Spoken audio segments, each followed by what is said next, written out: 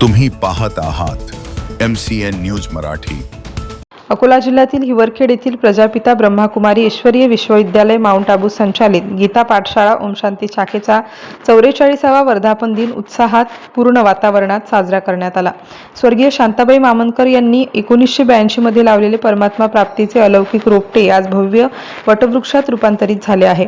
स्वर्गीय वंदना दिदी यांच्या शिवबाबा मुरलीच्या ज्ञानरूपी स्वरांनी या शाखेची आध्यात्मिक वाटचाल अधिक समृद्ध झाली।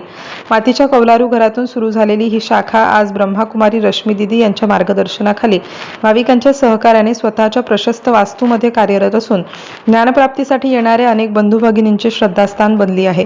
या प्रसंगी सौ तारापुरे, अढिया, संतोष शर्मा, सौ मंगलाबाई येऊल, सौ अग्रवाल, मदा फोपसे, सौ नंदा सावदे, सुनील धुळे, विलास धगडे आदींनी शाखेच्या वर्धापन दिनानिमित्त शुभेच्छा देत या संस्थेशी जोडल्यामुळे जीवनात सुख, समाधान आणि परमार्थिक ज्ञानाचा मार्ग मिळाल्याच्या भावना व्यक्त केल्या।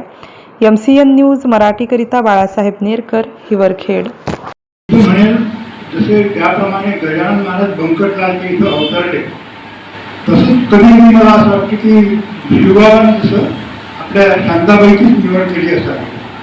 आणि पाच जुन्या घरात समजा, आता मला तर एवढं माहीत नाही, मला मी खूप उशीर आलो, पण ऐकण्यात येते किंवा जुन्या घरात आपली स्थापना झाली, त्याच्यानंतर समजा 2 वेळेस समजा भावानं परिवर्तन म्हणून आणलं, तर या परिवर्तनाला समजा मोठा वाटा 4 मध्ये माझा नंबर लागला।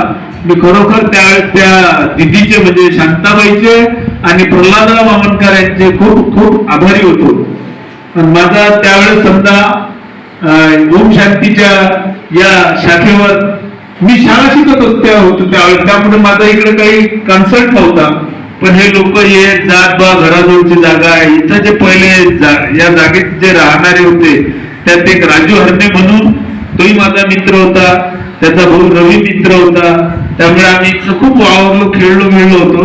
पण आज रोजी ही शाखा 44 वर्षात पहा कुठच्या कुठे, त्या वेळेच्या काळात शांताबाई, त्यानंतर आणखी